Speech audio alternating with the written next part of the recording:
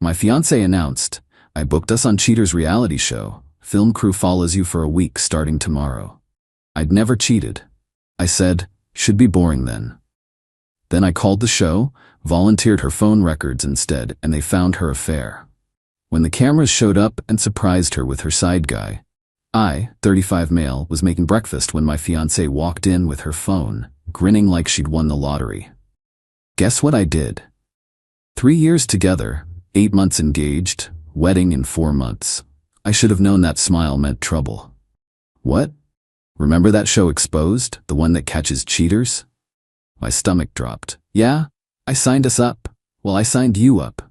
The camera crew starts following you tomorrow morning at 6 a.m. For a whole week, they're going to document everything. I put down the spatula. Why would you do that? Because you're always working late, always on your phone, always with emergencies. I need to know the truth. The truth is I'm a project manager at a software company. Late nights happen. You've known this since we met. Well, now I'll have proof you're not cheating, or proof that you are. Either way, I'll know. She was so pleased with herself, literally bouncing. The cruise starts at 6 a.m. tomorrow. They follow you everywhere for 7 days. Then we film the big reveal episode where I get to see all the footage. I stared at her. You're serious? Dead serious. I already signed the contracts. They're locked in. Something clicked in my brain. People who accuse you of cheating out of nowhere should be boring then. I don't cheat. We'll see. She actually giggled, then left for her Saturday morning yoga class. I stood there for maybe 2 minutes. Then I Googled the production company, called the number, got a receptionist. "Hi, my fiancé just signed me up for your show Exposed. I'm supposed to be followed starting tomorrow." "Oh, yes, we have your case file." She submitted evidence of suspicious behavior, very concerned about infidelity. "Here's my question. If she can sign me up to be investigated without my knowledge, can I sign her up the same way?" Pause. That's an unusual request. I'll volunteer everything, my phone, my computer, my work schedule, my emails, complete transparency, but I want the same for her. Fair's fair, right? Hold on. She put me through to a producer, guy named Rick. "This is Rick. You want us to investigate your fiancé instead?" In addition to, she wants to catch me cheating. I've never cheated, but she's been acting weird for months, defensive about her phone, new gym routine, yoga classes at odd hours. I think she's projecting. Projecting? Accusing me of what she's actually doing. Silence. Then, if we found evidence of her cheating, would you consent to us filming the confrontation? Absolutely. Even if it airs on TV, she signed me up for TV. She gets what she signed up for. More silence. We'll need her phone access. She keeps her passcode in our shared notes app. Cloud backup too. I'll send everything, but I want this to be a surprise, just like she surprised me. This is highly irregular. So is ambushing your fiancé with a camera crew. Check her phone. If I'm wrong, I look paranoid and stupid. If I'm right, you get better TV than following me to boring meetings all week. Rick laughed. Send me the information. If we find something, we'll pivot the whole show. Sent him everything. Her phone passcode, her iCloud login, her car's GPS history, all of it. Then I texted her. "Hey babe, just FYI, I'm totally fine with the show. Nothing to hide. This'll be fun." Her response, "See? That's what I wanted to hear. Love you." "Sure you do." That night, her phone buzzed while she was in the shower. Text preview on the lock screen from Danny, Jim. "Thursday night, still good? My place at 10? Thursday night. My actual late work night. When I'm genuinely at the office until 9 p.m. Took a photo of the text preview. Sent it to Rick. His response, "Oh, this is going to be good." Update 1. The crew showed up at my place at 6 a.m. Sunday. 3 people. Camera operator, sound guy, and Rick the producer. My fiancé was jitty. Made them coffee. Chatted about the show. "I'm so excited to finally know the truth," she said. Rick smiled at her. "Truth is definitely coming. Before we start, updated consent forms. Legal requirement." She signed without reading. I read every word. Lots of language about any party involved, and evidence discovered during filming, and right to air all footage obtained. The crew followed me around all day Sunday, filmed me doing laundry, grocery shopping, watching football, absolutely riveting television. Monday, they followed me to work, sat in on my meetings, filmed me eating a sad desk salad for lunch, watched me stay until 7 p.m. for a deadline. My fiancé texted around 5. Anything interesting happening? Me, just work. Told you it'd be boring. Tuesday, more of the same. The crew was clearly getting bored. Rick pulled me aside during my lunch break. We went through her phone. My heart rate spiked. And guy named Danny, personal trainer at her gym. They've been together for 7 months, meeting at his apartment every Thursday night and Sunday mornings during her yoga classes. 7 months. Over half our engagement. The texts are explicit, and there's a lot of discussion about your income, your job, your family's money. What kind of discussion? Rick showed me his phone. Screenshots of her text to Danny. He makes $140,000 and his parents are loaded. If once we're married, I can divorce him in a year and get my share. Why wait, Danny? Because the wedding's already paid for and his family will give us money as gifts. I'm thinking at least $50 in wedding gifts, plus his 401k has like $200 in it. I felt sick. There's more, Rick said. A lot more. We want to confront her Thursday night, at Danny's apartment. You up for it? What's the plan? We tell her we're filming B-roll of you working late. She thinks you're at the office. We set up at Danny's place. When she arrives, we're waiting. She'll lose it. Yes, she will. That's kind of the point. Wednesday, the crew followed me through another boring workday. My fiancé texted, they're finding nothing, aren't they, lol. Me, I told you, I'm boring. Her, well, the week's not over yet. Thursday came. I went to work like normal. The crew stayed behind to get establishing shots of our apartment. Around 9 p.m., Rick texted, we're set up at Danny's. She's on her way. You coming? Me? Wouldn't miss it. I drove to the address. Apartment complex on the north side. Danny's place was on the 2nd floor. The crew was set up in the stairwell with cameras. Rick had one camera operator actually inside Danny's apartment with him. Danny had no idea what was coming. How'd you get him to cooperate? I asked. Told him we're filming a fitness segment. He thinks he's going to be on TV showing off his training techniques. At 9:47 p.m. her car pulled into the lot. Rick handed me an earpiece. You'll be able to hear everything. When I give you the signal, come up. I watched from my car. She walked up the stairs, knocked on Danny's door. He answered. Through the earpiece I heard, hey babe. Her hey, come in, Danny. Then chaos. Rick and the exterior camera crew came around the corner. We're here from Exposed. You two know each other pretty well, don't you? My fiancé's voice went shrill. What is this? This is the show you signed up for. The one that catches cheaters. Congratulations, you're the cheater. You can't, I didn't consent to this. Actually, you did. Read your contract. Any evidence of infidelity discovered during the investigation may be used for the episode. You signed it. Rick texted me. Now. I got out of my car, walked up the stairs. The exterior camera swung to me. My fiancé saw me and went white. What are you doing here? Surprise. I called the show after you signed me up, told them to check your phone instead. Guess what they found? Danny stepped forward. Bro, I swear I didn't know you two were. Shut up, Danny. Rick pulled out a tablet. We have 7 months of messages, 312 texts between you two, 43 meetings at this location, and this is my personal favorite. He turned the tablet to show her texts about my income, about divorcing me, about the wedding gifts. My fiancé started crying. This isn't fair. You tricked me. No, you tried to trick me. I just had the receipts. We can work through this. We're done. You have until Sunday to get your stuff out of my apartment. You can't kick me out. It's my apartment, my lease. You're not on it. Yes, I can. She turned to Danny. Tell him we're in love. Danny looked like he wanted to dissolve into the floor. I mean, Danny.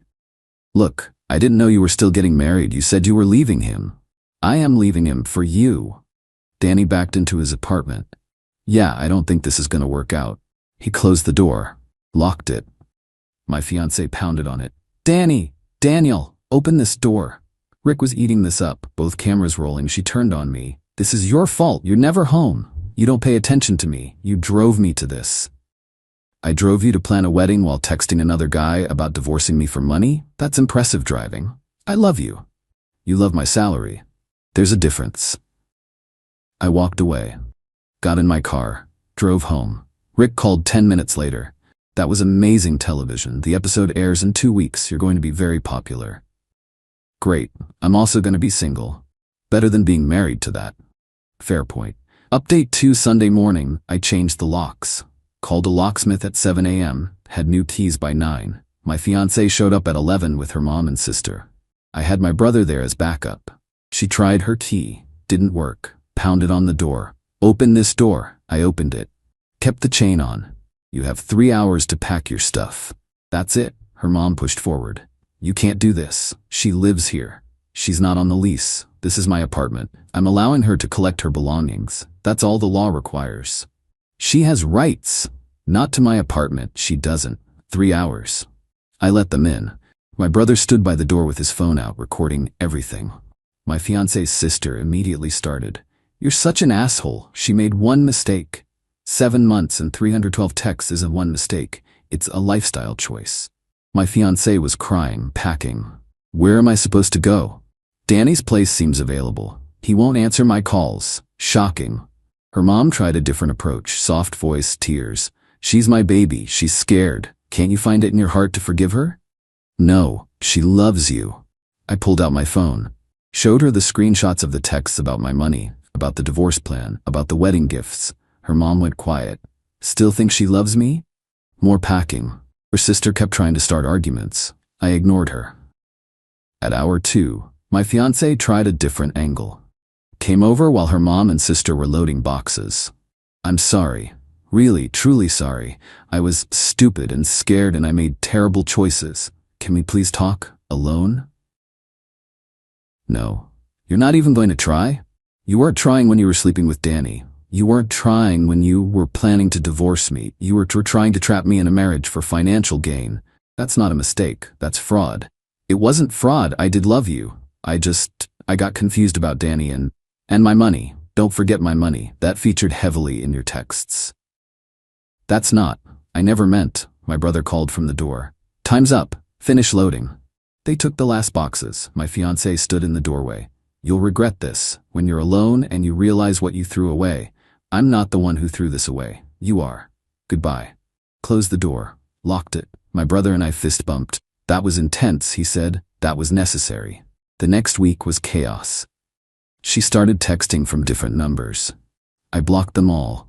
Her mom called my parents. That went poorly for her. My mom is protective of her kids. According to my dad, the conversation went, her mom, your son is being cruel and heartless. My mom, your daughter cheated on him for 7 months and planned to marry him for his money. Her mom, that's not, she was going to therapy, she was working on herself. My mom, she was working on someone named Danny. At his apartment every Thursday. Her mom, you people are all horrible. My mom, your daughter is a gold digger and a liar. Have a blessed day. Love, my mom. Wednesday, my fiancé showed up at my office. Building security called me. There's a woman in the lobby claiming to be your fiancé. She's demanding to see you. We're not engaged anymore. Please escort her out. She's refusing to leave. I came down. She was crying in the lobby, making a scene. Please, just 5 minutes. Let me explain. There's nothing to explain. You cheated. You planned to use me. It's over. The show airs tomorrow. Please, please call them and stop it. I'll do anything. You signed the consent forms. I can't stop it. You did this. You could have just broken up with me quietly. You didn't have to make it public. You made it public when you signed us up for a reality show. You just thought you'd be the hero of the story. Surprise. Security escorted her out. My boss called me upstairs. What was that about? I explained everything. Showed him the texts, the timeline. He leaned back. Damn. Good thing you found out before the wedding. Yeah. Take the rest of the day. Get your head straight. Episode airs tomorrow, right? Yeah. Probably going to be a lot of attention. You okay with that? Have to be. Thursday night, the episode aired. I watched with my parents and brother. It was brutal. They showed everything. The boring footage of me working. Her text to Danny about my money. The Thursday night confrontation. Danny shutting the door in her face. Her pounding on his door. The best part? They found more texts. Ones Rick hadn't even shown me. Her to her best friend. I'm gonna milk this marriage for everything. His family has money and he's too stupid to make me sign a prenup. Easy target. Her to Danny. 2 more months until the wedding. Then I just have to wait a year. California law means I get half of everything earned during the marriage.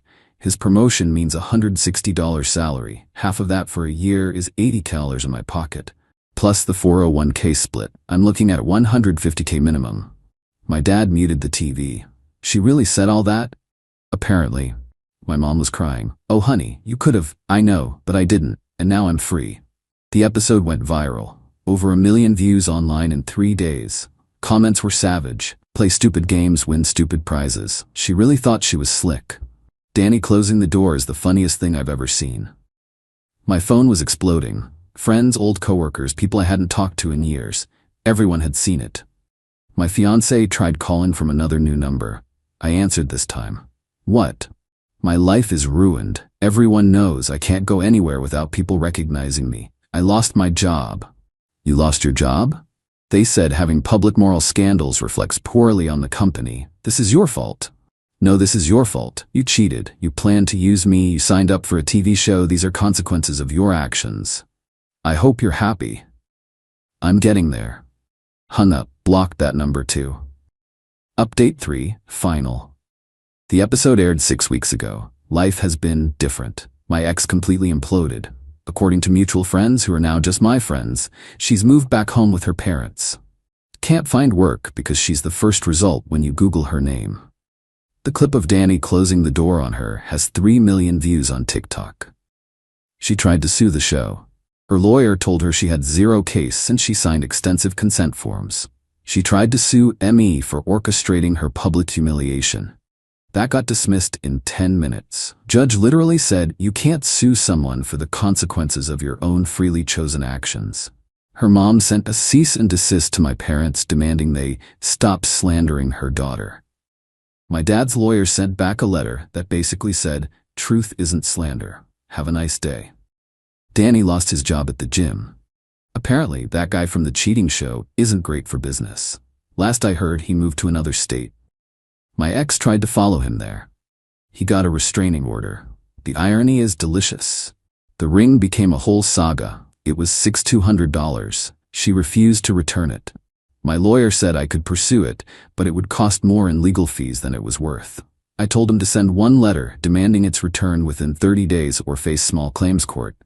She sold it on Facebook Marketplace for $3,500 and sent me a photo as proof she didn't have it anymore. My lawyer included that in our file. Pretty sure that's going to hurt her if we ever end up in court again. Work has been surprisingly good. Got promoted 2 months after the episode aired. $18 raise. My boss said the whole situation showed grace under pressure and good decision-making skills. Who knew being publicly cheated on would help my career? The TV show wanted me for a Where Are They Now special. I declined. Had my 15 minutes. Don't need 30. Been on some dates. It's weird. Women either think the whole thing is hilarious and I'm brave, or they think I'm vindictive and went too far. No middle ground. Met someone at a friend's barbecue last month. She'd never heard of the show. When she Googled me later and found it, she texted, "Just watched your episode. Your ex is insane. Want to get coffee?" We've been seeing each other for 3 weeks, taking it very slow. She thinks the whole thing is wild, but appreciates that I protected myself.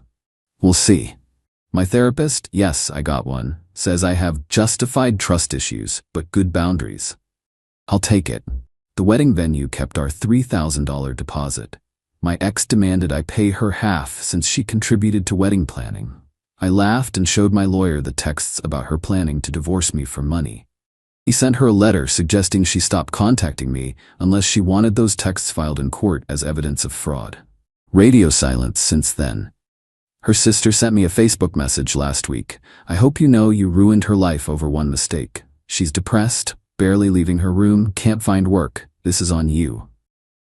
I replied she was going to marry me fraudulently, divorce me, and take my money. She didn't make one mistake. She made hundreds of calculated decisions over 7 months. What happened to her is what happens when you treat people like ATMs. Block me or I'll block you. She blocked me. Honestly, some days I feel bad.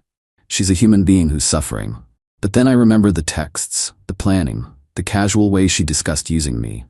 And I stopped feeling bad. She wanted to catch me cheating so badly that she volunteered us for reality TV. Never occurred to her to check herself first. That's not just irony, that's karma. My brother still jokes about Danny closing the door. That's going in the history books as the greatest reality TV moment ever. The show sends me residual checks, $143 so far. I donate them to a men's mental health charity. Feels right. Ran into her best friend at a coffee shop 2 weeks ago. She glared at me. You know she tried to kill herself, right? My stomach dropped. What? Called me crying, said she couldn't take it anymore. I had to talk her down. Is she okay? No thanks to you. I didn't cheat on her. I didn't plan to use her. I didn't sign us up for TV. She did all of that. You didn't have to air it. She signed the forms. She wanted reality TV. She got it. I'm sorry she's struggling, but that's not on me. She left. I sat there shaking, called my therapist from the parking lot. Did I go too far? Did you force her to cheat? No. Did you force her to plan to marry you fraudulently? No. Did you force her to sign up for a reality show? No. Then you didn't go too far. She made choices. Choices have consequences. Her mental health struggles are real and valid, but they're not your responsibility. Especially not when she was planning to exploit you. That helped, but I still felt sick for a few days. The thing is, I did love her. Before all this, I was excited to marry her. Build a life. The betrayal hurts. The public nature of it all hurts.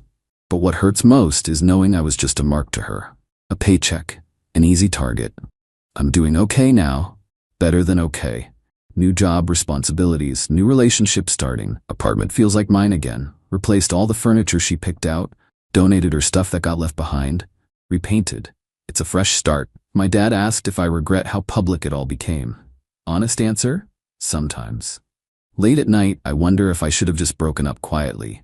But then I remember, she was going to marry me under false pretenses. Take my money, divorce me, leave me financially damaged and emotionally destroyed. The TV show didn't ruin her life, her choices did. I just made sure those choices had consequences. And yeah, maybe I could have been more private about it. But she tried to make me look like a cheater on national TV. She just didn't count on the cameras turning on her instead. Play stupid games, win stupid prizes. She played, she won. End of story. As for me, I'm good. Actually good. Not perfect, not healed completely, but genuinely okay. And honestly, that's better than being married to someone who saw me as an investment portfolio instead of a partner. The show's producer Rick sent me a fruit basket last month with a card. Thanks for the Emmy nomination. No, seriously. They got nominated. For my misery. Hollywood's weird. But hey, at least some good came out of it.